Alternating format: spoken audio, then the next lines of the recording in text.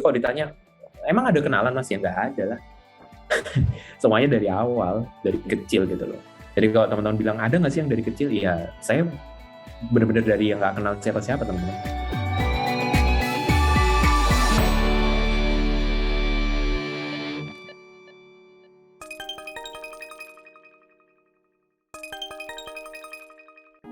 Perkenalkan ya, nama saya Ditya Tanjung. Saya dari SI angkatan 2005. Sekarang kegiatannya banyak handle bisnis ya. Yang bisnis pertamanya di Energik, the e-government solution. Itu dari tahun 2009. Waktu saya lulus, jadi kan 2005, saya lulus 2009. Sampai sekarang, udah 12 tahunan ya, alhamdulillah. Energik ini kita rebranding mungkin 5 atau 6 tahun lalu lah ya. Jadi fokusnya itu awalnya handle semua klien, baik swasta ataupun negeri.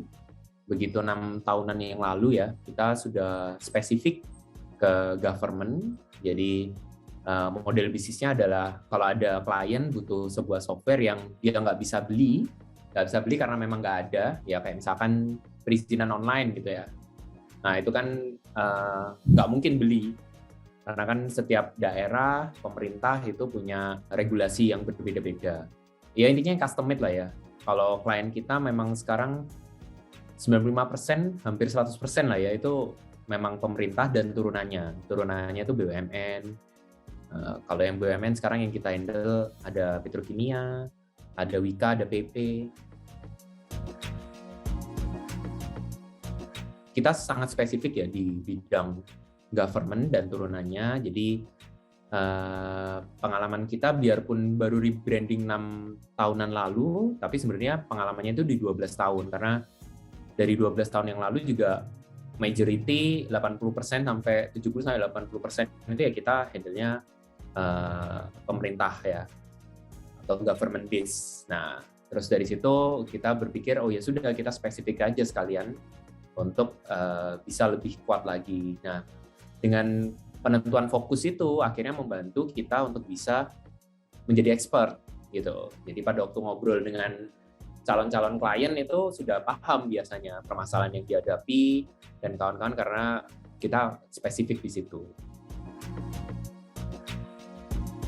Nah itu, yang menarik adalah salah satu reasoningnya juga adalah kita melihat government itu tidak ada isu masalah anggaran berkurang atau anggaran ready lah selalu anggarannya begitu kan ya.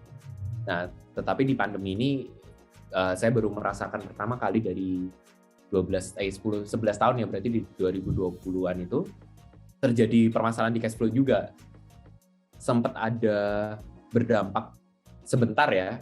Sebentarnya itu adalah waktu awal-awal pandemi itu sebenarnya proyeknya banyak dan udah selesai, tapi isunya adalah belum bisa dibayar gitu kan.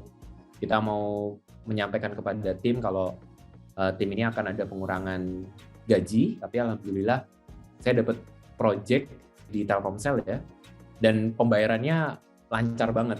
Nah sampai sekarang tidak terjadi pengurangan karyawan, tidak terjadi pengurangan salary, malah di awal tahun ada kenaikan salary juga. Sebenarnya begini, belanja IT itu dianggap bukan core.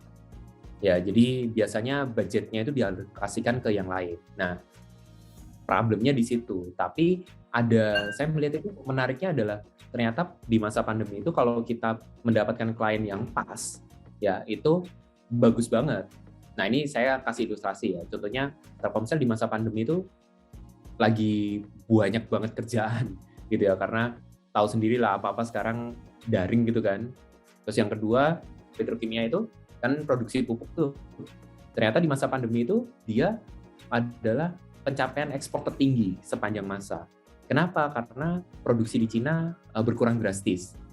Market butuh pupuk, yang bisa supply adalah dari petrokimia. Nah, poinnya adalah di samping termilih klien ya yang dia tidak terlalu berdampak, malah dampaknya positif banget di kondisi pandemi.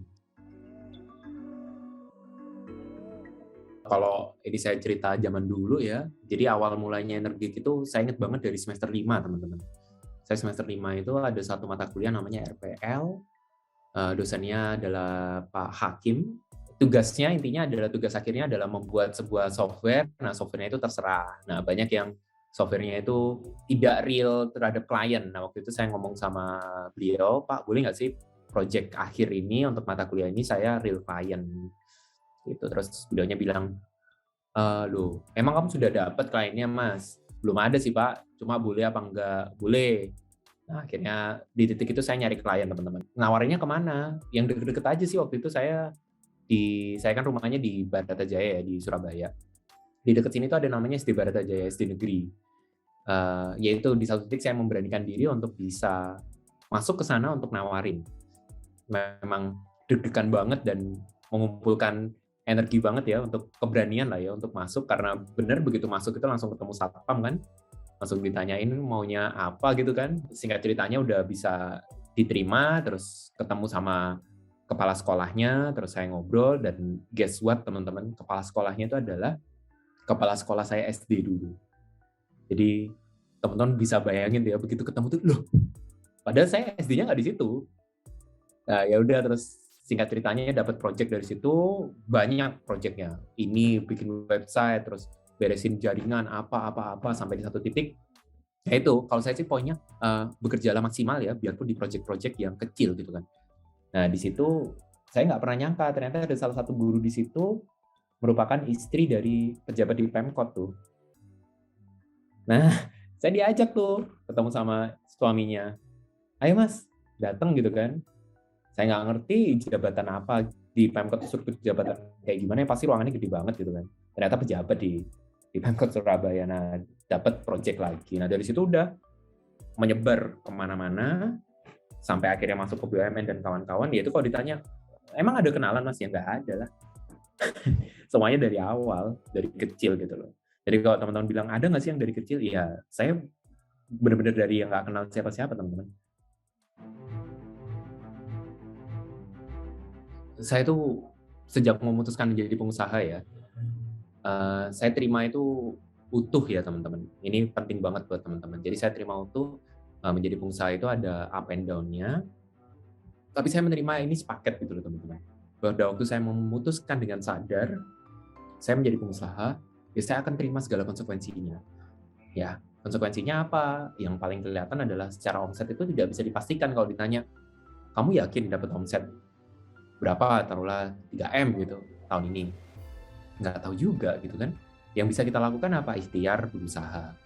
Kayak gitu. Nah, jadi kalau teman-teman kenal saya secara personal, insya Allah saya hampir nggak pernah untuk mengeluh ya terkait omset turun dan kawan-kawan. Karena saya menerima ini adalah satu paket gitu. Satu paket utuh, saya menjadi pengusaha, ada plus minusnya. Ya termasuk ada hal-hal lainnya kayak misalkan harus belajar dengan cepat, harus ngerti semua gitu kan. Padahal awalnya kita hanya dari sisi IT-nya doang, tapi mau nggak mau marketing juga harus belajar, komunikasi juga harus belajar, accounting juga harus belajar gitu kan, SDM juga harus belajar, karena teman-teman nomor satu gitu kan di bisnis itu gitu kan. Nah kalau nggak belajar mau bakalan tanya siapa gitu kan. Kalau teman-teman di organisasi kan masih ada bosnya, masih bisa tanya gitu kan. Kalau saya mau tanya siapa gitu, paling ya sesama pengusaha juga atau ke senior gitu-gitu. Kalau teman-teman sudah memutuskan di jalur entrepreneur, ya itu poinnya adalah memilih dengan sadar. Itu selalu saya sampaikan gitu ya.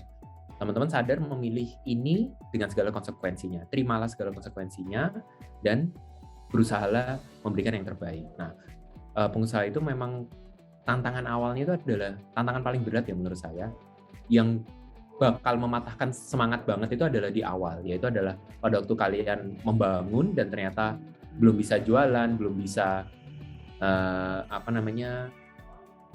belum ada klien gitu-gitu. Itu yang paling berat sebenarnya. Ataupun kalau misalkan teman-teman bikin produk startup base gitu ya, masih harus bootcamp, nggak dapat investor, itu stressing tinggi biasanya seperti itu. Jadi kalau saya, karena itu sudah dipilih jalurnya, ya sudah dinikmati dan selalu harus cari yang terbaik atau memberikan yang terbaik gitu. Jangan sampai udah tahu nih jadi pengusaha plus minusnya seperti itu, tapi teman-teman ngeluh gitu kan.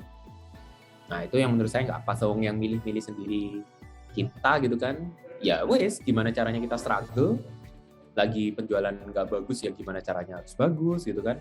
Kalau teman-teman mau memulai, saran saya gimana? Dimulainya waktu mahasiswa teman-teman. Ya saya sangat sarankan teman-teman mulai itu waktu mahasiswa, bukan waktu sudah lulus. Begitu, karena sudah lulus itu ekspektasinya terhadap teman-teman itu menjadi tinggi. Oleh siapapun, keluarga, teman-teman gitu ya, lingkungan gitu. Saya sarankan segera aja dimulai kalau memang mau jadi pengusaha. Catatannya itu ya, kalau enggak, ya intinya menyiapkan diri teman-teman kalau mau jadi, saya mau masuk Pertamina gitu misalkan. Oh ya sudah, teman-teman tahu nggak masuk Pertamina itu gimana? Oh ada tes kesehatan, teman-teman lari nggak setiap pagi? Oh enggak ternyata gitu kan. Tahu nggak sebenarnya di Pertamina itu development-nya pakai apa? Oh misalkan pakai SAP gitu, teman-teman sudah belajar SAP sedalam apa gitu kan? Tahu nggak database-nya dia pakai apa? Tahu nggak dia kalau ada project selain SAP, development-nya pakai apa? Saya nggak tahu Mas, taunya dari mana? Senior kita banyak teman-teman yang sudah masuk di sana. Sudah kan teman-teman mencari senior-senior itu untuk berkomunikasi?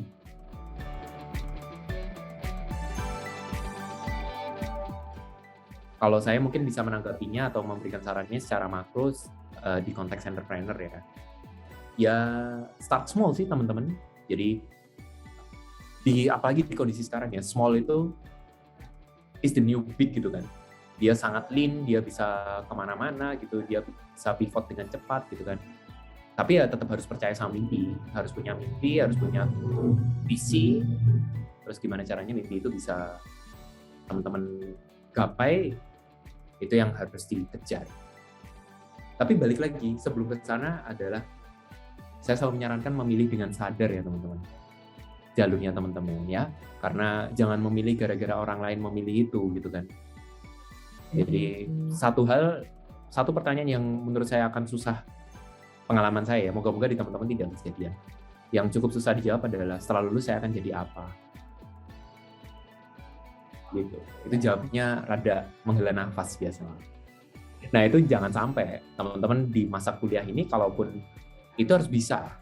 Ini adalah titik teman-teman belajar sampai di satu titik di akhir teman-teman bisa bilang, oke, Jung, kamu kalau lulus mau jadi apa? Oke, saya mau jadi pengusaha. That's it. Gitu.